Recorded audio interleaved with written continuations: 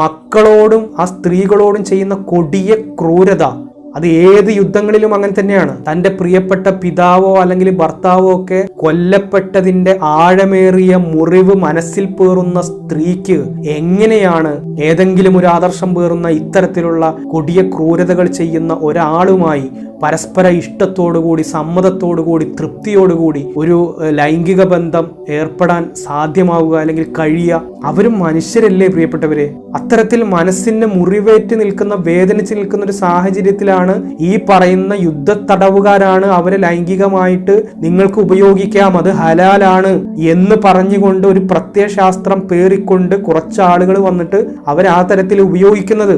എന്നിട്ട് അത്തരത്തിലുള്ള ഒരു കൊടും ക്രൂരത നടന്നിട്ട് അതിനെതിരെ അത് കൊടും ക്രൂരതയാണ്, ഓ പ്രവാചക നിങ്ങൾ അത് നിർത്തണം, അത് അവസാനിപ്പിക്കണം. അവരെ ഹിന്ദുവും ക്രിസ്ത്യാനിയും മുസ്ലിമും ജൈനനും ബുദ്ധനും മതമുള്ളവനും മതമില്ലാത്തവനും ഒക്കെ ആക്കിയത് ഞാനാണ്.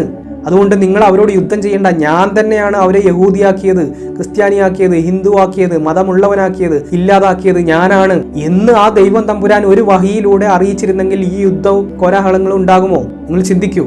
അപ്പൊ അത്തരത്തിലുള്ള അക്രമങ്ങൾ ചെയ്യുന്ന, ദ്രോഹങ്ങൾ ചെയ്യുന്ന അവസരങ്ങളിലൊന്നും അത് തെറ്റാണെന്ന് പറഞ്ഞുകൊണ്ട് ഒരായത്തും വന്നിട്ടില്ലെങ്കിൽ ഈ പറയുന്ന ആയത്തുകൾ വരുന്നത്, അതിന്റെ സോഴ്സ്, ഇതൊക്കെ നിങ്ങൾ ചിന്തിച്ചു നോക്കൂ. നിങ്ങളാണ് ചിന്തിച്ച് തീരുമാനം എടുക്കേണ്ടത്.